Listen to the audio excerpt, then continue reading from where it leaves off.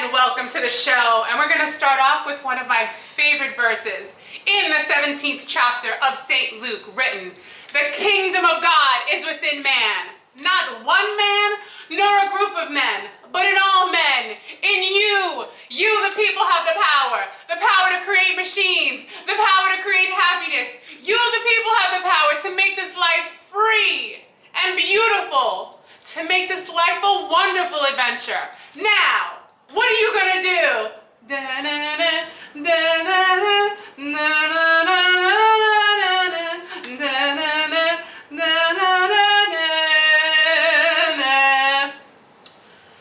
That is my absolute favorite verse.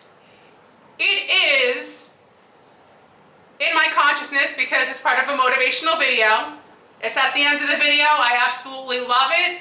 I remembered it and I wanted to share it with you because what it does to me is it makes me feel so good, and I hope it makes you feel good too.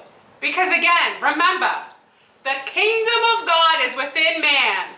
Not one man, not a group of men, but in all men. In you. You, the people, have the power to create machines, the power to create happiness, the power to make this life free and beautiful, to make this life a wonderful adventure. So now, what are you gonna do? And that's how we're gonna start off this video. What are you going to do to contribute to man, to mankind, to the world, to making it better? Just a little bit better, because that's why you are here. You are the kingdom. The kingdom of divinity is in you, my friend. That's right. Now, I am really, really happy today.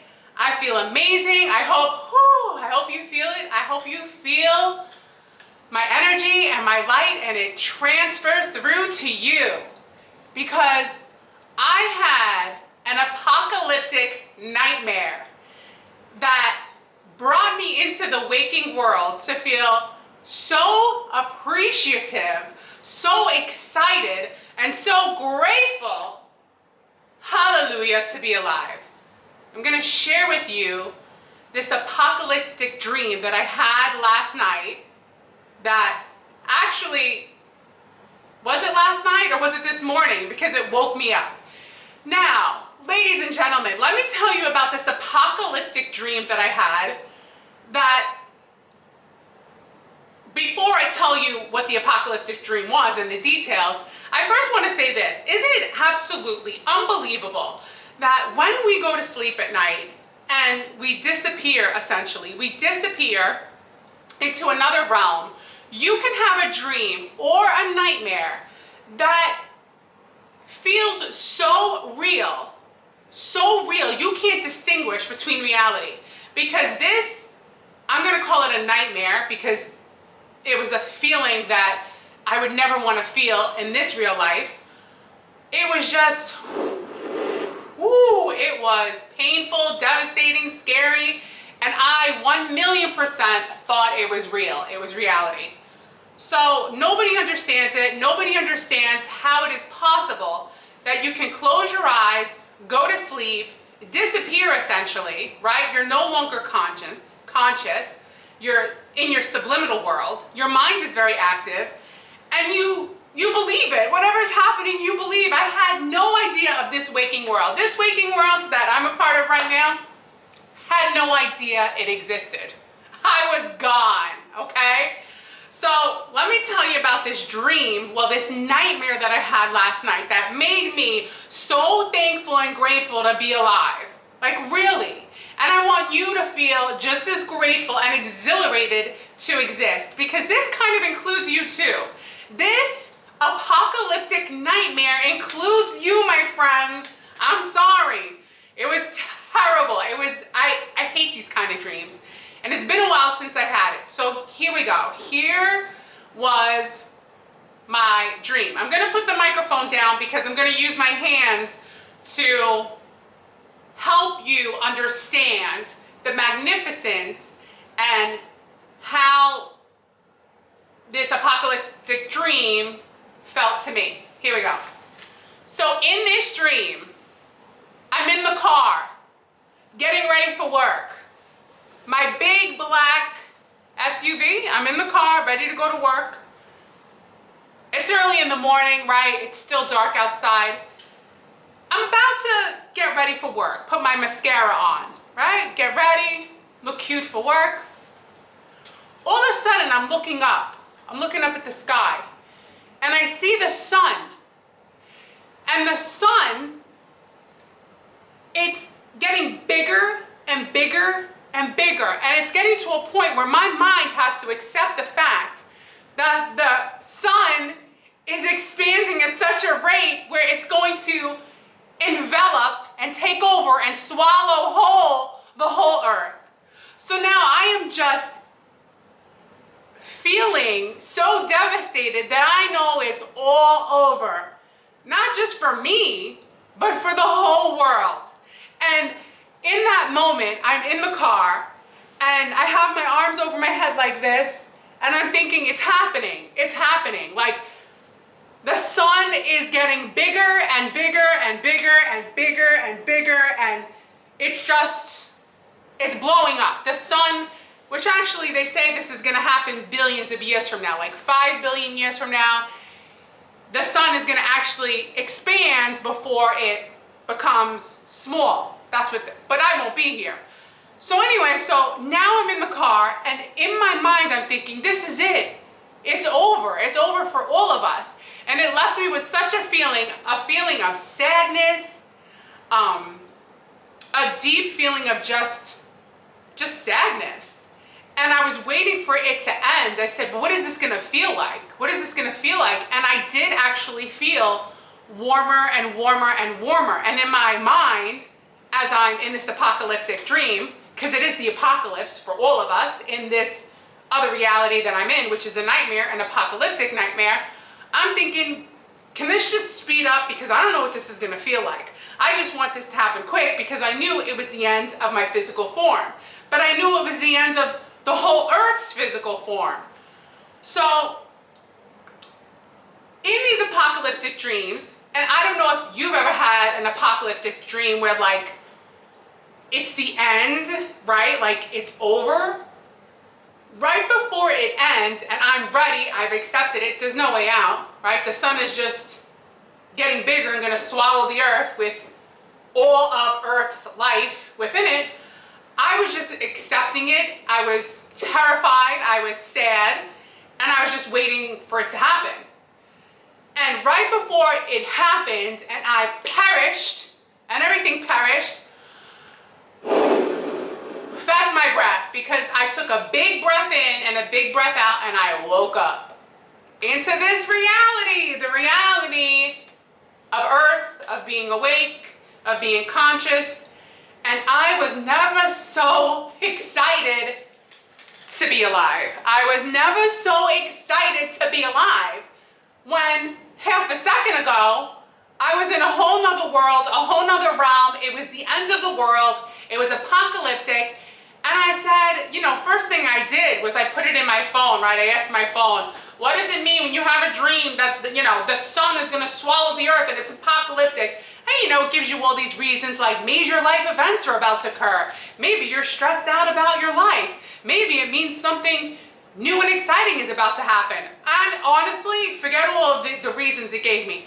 I think it was a reminder. I'm gonna give my own reason why I had the apocalyptic dream. Now, I have many theories why we have these apocalyptic dreams. One is we are being introduced to a possible other reality that has already existed, will exist, perhaps millions of years from now. Maybe we experienced it in another life. It's just a possibility. Or perhaps it's us in another dimension showing itself to us, because this isn't the first apocalyptic dream I've had. But it does feel most, between, when I say most, I mean mostly I felt the feeling between reality and unreality, like I didn't even realize I was in a dream. These apocalyptic dreams, sometimes I'm like, this isn't real. No, this felt real. Then I've had other apocalyptic dreams, the one where there's a big wave and you're like, this is it. The other apocalyptic dream that I don't like either is the one where you see the meteors and you're like, that's it. That's it. And there's no worse feeling than an apocalyptic dream and you 1,000,000% think it's real. It's real. You have no idea. You have a job, you have bills, you have a life, you're gonna wake up, you're gonna go to the gym, you're gonna have coffee, you have things to worry about. No. Right now you're looking up at the sky and there's a giant meteor about to hit Earth. Another one, there's a giant wave coming your way. There's no way around it. So we got the meteor, I'm sorry, I'm saying media. The meteor, we got the meteor, we got the sun, that was last night, and then we got the wave. Those are your basic, I'd say those are your 3 basic apocalyptic dreams. Now, one thing I don't mess with, which a lot of people like to mess with, especially the men. Men are really into zombie apocalyptic movies and events. I'm gonna tell you right now, if there's any ladies watching, you tell me if you feel the same way. I'm not into, and I'm not ready to prepare for zombies. I don't know why, but men seem to love apocalyptic zombie movies. I even remember I had a job one time, I'm not kidding you, this is probably about 10 years ago, where they actually had us prepare for zombies. What was that all about? Was it a dream? No, it was reality, I think. I'm having a hard time to know what's real, what is real. But I'm not doing zombie apocalypse. That one, that's the scariest one, because I don't know how many zombie apocalyptic movies we're gonna make, but I don't wanna watch it. I don't wanna see anybody, running after me who's gonna eat my face off or eat my belly off with my intestines hanging out. That's not something, I'd much rather a meteor hitting and just be done. Not getting eaten alive and then coming back and then having to eat other people. What's worse than that? And why do men love these zombie movies? Why? So, the whole point of me mentioning this is that it is such a great day to be alive. It is such a great day to have the earth still here, still thriving, still alive, and hallelujah, let's give thanks, because it was almost over for all of us, according to my apocalyptic nightmare last night. Terrible. You know what? I feel bad. You know who I feel bad for? The dinosaurs and all the creatures who had to experience that mass extinction, And yet, our ancestors, our pertinent ancestors, where do we come from? There's a lot of questions. Let's not go there right now. But let's just be grateful that, let's make it simple. What are you happy about? Oh, I'm happy there's no apocalypse. I'm happy that all of us are alive, all of us are here, and it's a great day, right? Now let's talk about my favorite accents. I don't know why, but I just had to go there. I don't know what Americans sound like to other people. I imagine we sound like Germans, because to me when I hear the German language, I imagine German and English are both hard-sounding languages, right? But when you talk about accents and what sounds really beautiful and desirable and you're attracted to the sound, let's say this. Australia sounds good. Ireland sounds good. Scottish sounds good. The Irish sound good. Britain. So here we got British, England, Ireland, Scotland, Australian. Those are the good ones. And then in America, what do you got? You got your East Coast, your Southern, your West Coast, and then the Middle Coast. But realistically, the most beautiful languages are the ones that roll off the tongue, like your Italian, your Spanish, your Portuguese. Russian, that sounds difficult, but it sounds pretty. Would I like to learn another language? Absolutely. And if I learned another language, and if you learn another language, which by the way, let me just interject this as I'm talking. The problem with America is this. Now, always be happy with where you live, be appreciative, because I love my life and my home. But one thing that they don't do good for us, they cut us short, is that in America, they really don't train us to know more than one language. But when I meet any European, they always know multiple languages. If I meet someone from Italy, or if I meet someone from Croatia, or Russia, or Ukraine, or Spain, they know 3 to 4 languages, always. In America, we just know one. So that's where they're not really helping us out. What are we gonna do, right? But I do admire that about different countries. They're so well spoken and they speak multiple languages. Huh? And you know, Mom, I love you. Mom, I love you. You did a great job. But why did she not teach me Spanish? She could have. She was a Spanish teacher. But hey, I'm just happy that the apocalypse didn't happen last night. So I'm not gonna get too greedy. I don't know why she didn't teach me Spanish. She was a Spanish teacher. Yeah, you know what? All Americans, we say the same thing. We all knew the language in high school. Everybody knew it in high school, and then that was it. You took Spanish or French, you knew it in high school, and then that's it. You forget. You were on the honor roll, you knew how to say, hi, how you doing, where you're from, and then you get into the real world and you forget. So that's where Americans can do better. We need to learn multiple languages. Not only that, it helps prevent dementia. So you want to prevent dementia? Learn another language. It's a part of the brain that's activated that helps you not get the disease that leads to dementia. Which is interesting because you could be highly intelligent and still get dementia. I'm not an expert on it, so I'm going to drop the topic. But the point is, because I'm not an expert in that area, so I'm going to stop talking about it. But what I'm saying is that learning multiple languages, that's one thing that I think is such a wonderful asset to have.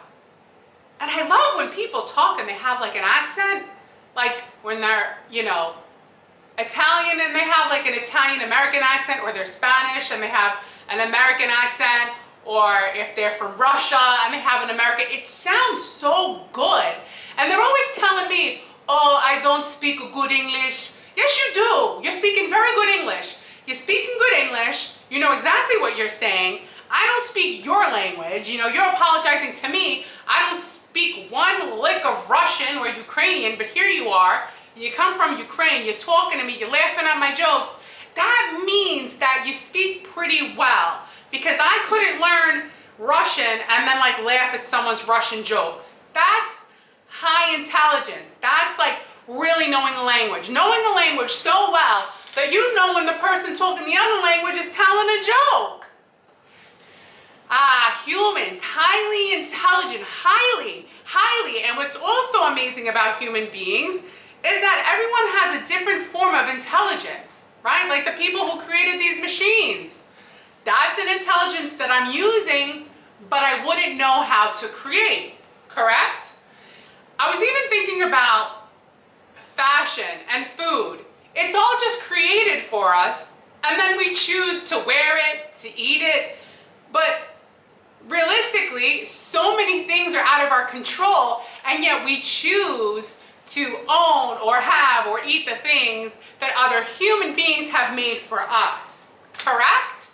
So true. But let's just be so thankful for another great day. Now, the whole reason that I am here is not for me. I'm not here for me. I'm here for you. I'm here to tell you that you were born with gifts and talents that nobody else in this world has. You were born specifically to share your gifts, to share your talents, to share your unique ways of thinking with the world. And with the world, I mean with the people around you, with the people closest to you. Because everything you do has an effect on the world. And the world is the world right next to you, the world in front of you. Don't let the darkness in. Don't let the darkness win. Because your life is a miracle. The fact that you're here is a miracle. And you are never, ever, ever, ever alone. Never, never. You may think you're sitting alone. Maybe you're not. Maybe you're sitting with someone else. But even when you think you're alone, you're not alone. There's so many people around you and you don't even know it. There's your spirit guides. There's people in different dimensions. They're right next to you. They don't even know it. There's the good angels just hanging out with you. There's your family and friends they've gone to the light and they're there in an instant. They travel at the speed of light. Then you got your pets. Don't worry, listen, I'm here for you. I've lost animals too. Devastating, but guess what? You're still here. You still have love to give. You give it to the next round of cats and dogs, baby. Because guess what? Mr. Whiskers, still here. Shandy, that German Shepherd, is hanging out with my mother. I know it. I could cry. They're still here. Everybody's still here. Remember, there's multiple dimensions. There's a light world, and you're never alone. Now, I want to make a point. This is kind of going off the topic, in the topic, around the topic. If you feel like you're not appreciated at, for example, work, if you feel like nobody's giving you appreciation at work, if you feel like you're not getting any acknowledgement for your hard work, well, I'm going to tell you something. You may like it, you may not like it, but I think it's important to tell you this. This is an important thing to know, and it's an important thing to give you a source of fulfillment and happiness without looking for it from another human being. Are you ready? Here we go. When you feel empty, sad, unappreciated because, again, you don't get any words of validation or words of gratitude. Now, before I'm gonna always go off a little bit, maybe some people don't need it, but I think inherently as human beings, it is a wonderful thing, and there's nothing wrong with that, being appreciated and knowing that you're valuable in whatever you do. Whatever you do is valuable. I don't care about status, I don't care about, what's after your name. It's all your character. Your character is what matters. But let's say weeks, months, and years go by, and from the manager or the boss, you don't hear a thing. Never, right? But you do get your evaluation, which is really wonderful, because they evaluate you, and then your peers evaluate you, and you're being evaluated like you're a prisoner. They're going to tell you how you could do better, but here's where I want you to feel the light, and the happiness and the comfort that knowing that their judgment of you is not what's important, because there is a witness, but it's not a witness of the physical realm. It's a witness that matters most, because when you know yourself, you know truly and deeply that what you do and what you provide is immeasurable, because you really are, don't take this lightly, doing your best. And you're putting your heart into it, even when you're tired, even when you're not in the mood, even when you have things at home that are troubling you, but you still are picking yourself and going to work, right? And as human beings, most of us, not all of us, some people don't even need any kind of acknowledgement. That's fine, congratulations. But inherently, I think appreciation is something that we all yearn for, and it's nice to be appreciated. But I'm going to tell you that don't look for it in another human. Other human beings that are just other people, they're just other people. I don't care if they're the boss, I don't care if they're the CEO, I don't care if they're making $3 million a year. They're just another person just like you. Remember, these worldly possessions we don't take with us, all right? We only need so much. You can only make so much money until you just end up spending it on nicer things, prettier cars, bigger homes, shinier diamonds. But realistically, the value in what you do is being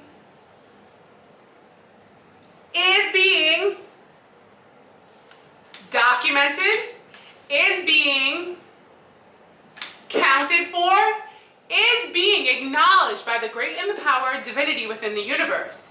Ah, yes.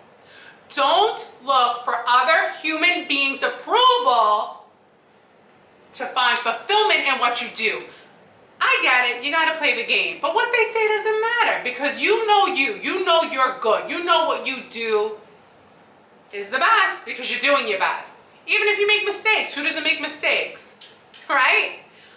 So, the message here is don't look for validation or appreciation or depend on it. Don't depend on it from other humans, because you will inevitably be disappointed, because these are other human beings too, with their own worries, with their own fears, with their own insecurities, with their own boss who's making maybe 10 million a year.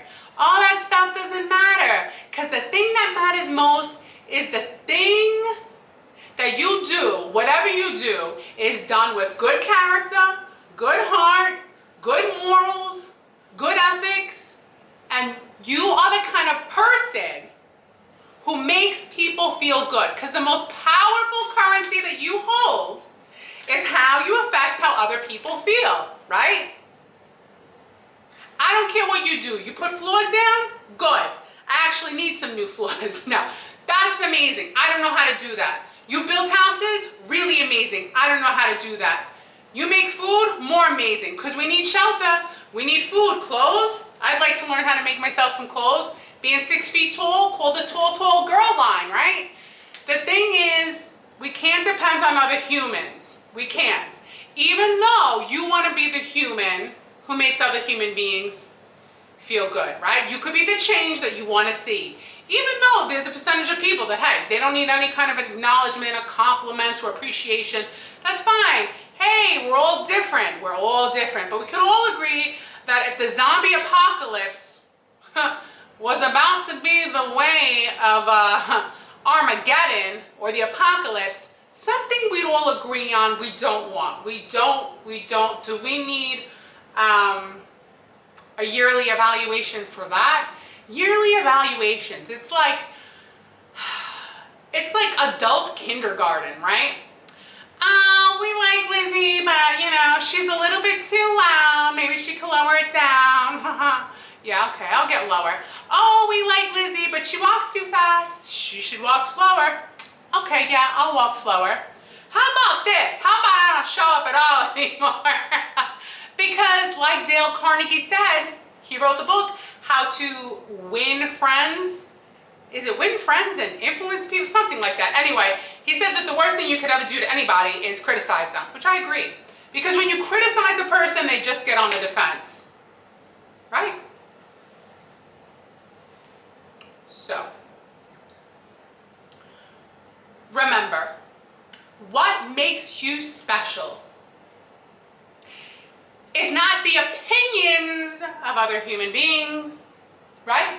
Because as magnificent as we all are, we are all too focused on correcting each other instead of uplifting each other. I believe we can help each other without being too, how should I say, criticizing each other. You know?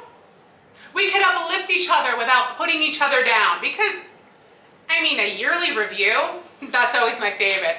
I just sit there like,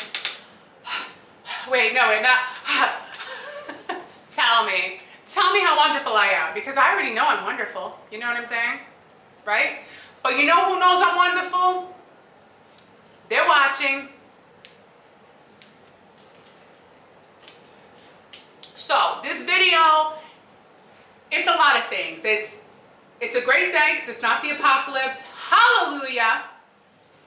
Don't depend on other human beings to validate you. You're being validated by the universe, by God, by divinity. There's always someone watching, okay?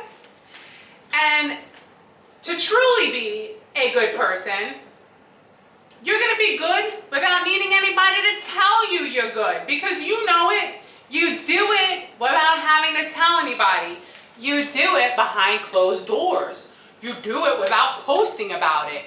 You do it because simply the act of doing it feels good. Now, some people might say, oh, well, they're doing good stuff because it makes them feel good. Okay, so if the side effect of doing something good for you makes me feel good, and that's why I'm doing it, big deal.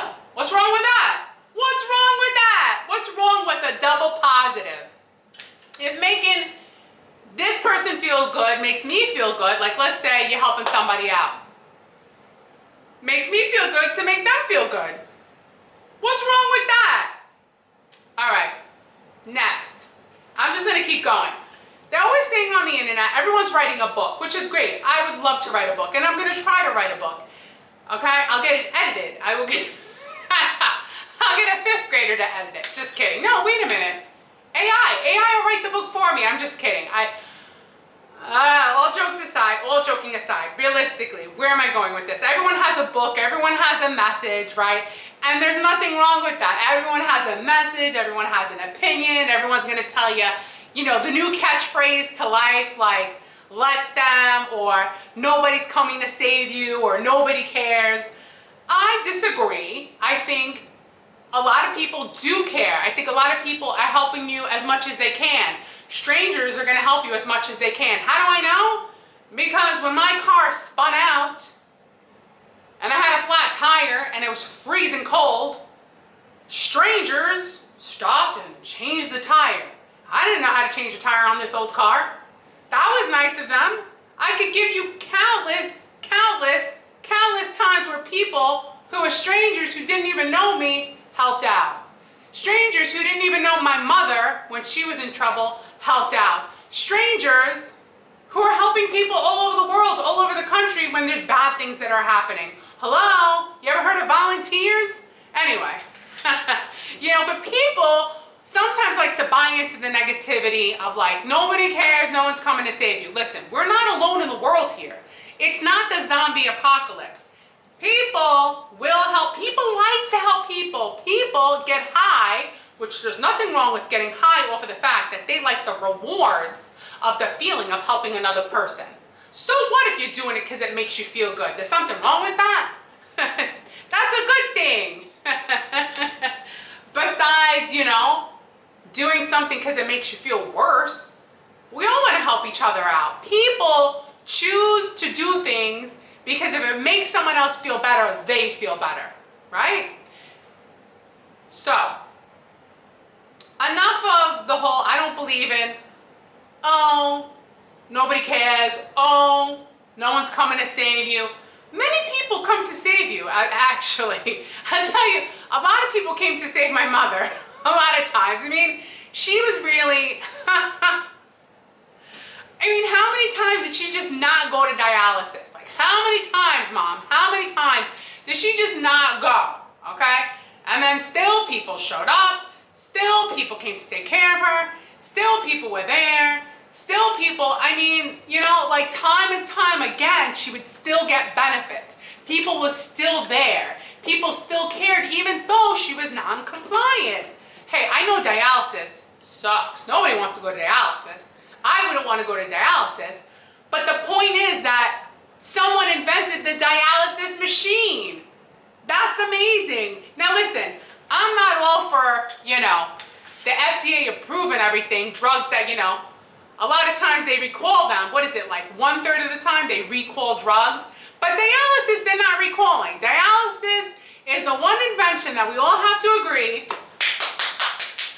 will inevitably, definitely keep you alive until they either find another kidney for you, or eventually maybe nanotechnology will just create a new kidney out of your tissue in the near future. That would be nice. But there's a lot of good. Yes, there's a lot of corruption. Yes, but there's a lot of good. So where focus goes, energy flows. So the only thing you can do for you to enjoy your life is to focus on the good, right? There's just a balance in this world of both good, not so good, really not so good, and then pure evil. We want to stay good, and then we want to go from good to extremely good to the best we could possibly be. Again, without looking for validation from other human beings. These other human beings, they are not God. They are not God. They are just other human beings, just like you and me, right? Nobody's better than anybody else. Just because somebody has more initials after their names, or got a bachelor's degree, or got their master's degree, they're not any better. The only thing that makes you better is your character, right? What do we need managers for? To manage people, because people need to be managed. It's like Lord of the Rings. No, is it Lord of the Rings? Lord of the Flies? What was that book where the kids were lost on the island and they all went off on each other? Lord of the Rings, Lord of the Flies. I think it was Lord of the Flies. I don't know. It's the point that, people, we're interesting species, right? We're all one species, but we're also different. We all act different. We're like adults, adult daycare, and then you have a manager to manage us, and then they have a boss to manage them. It's all just a hierarchy. It's kind of like we live in a capitalistic society, but work is really communism. Because when you go to work, it's a communism. I mean, you have to act a certain way, be there at a certain time, dress a certain way, and then there's a hierarchy. Who's at the top? Who's at the middle? Who's at the bottom? You know what I mean? Act a certain way, be evaluated, right? So work is a communism within this capitalistic society, and everyone gets paid differently based on how important the job they do is regarded as. Okay, so they're getting paid or reimbursed based on how you evaluate what they do. Is it important or not? Which I'd like to create my own system. I don't know how that's gonna go, but I believe a lot of people work hard, but then there are people who work the hardest and take the most risk, and they should be rewarded more. When I say more, I mean everyone should live comfortably. Everyone should live comfortably. Have a comfortable home, have money for an emergency, and not have to worry. Not have to worry. You go food shopping, you don't want to have to worry. Okay? So where am I going with this? I think you know where I'm going with this. You tell me where am I going with this? I'll tell you where I'm not going. I'm not going to any zombie apocalyptic movies, new releases, 28 days later, 28 weeks later. Nope. Even when I see Final Destination, I'm not watching it, because I'm not watching anything that's going to attract that stuff to me. I am at a point in my life where I'm going to be very aware of what I watch, because what I watch and what I think about, I bring about. What I think about, I bring about. What I watch is somehow gonna follow me. I don't know how, but now I'm hyper aware. And look at me, I'm not even watching apocalyptic movies and I'm having apocalyptic dreams. So, have you ever had an apocalyptic dream? Have you ever dreamt that it was the end of the world and then woke up and said, oh my God, I am so happy to be alive? And not just me, the whole human race, not just the human race, the whole earth, everything on earth. Hey, cats and dogs alone, I mean, we don't want anything to happen to them. Okay, you might say you don't like humans, but come on. Earth is beautiful, it's gorgeous, the mountains, the lakes. I mean, my God, what a gorgeous place, Earth. We don't want anything to happen to Earth. Yeah, people can get on your nerves, but there's so many good people. They just show you all the bad people, right?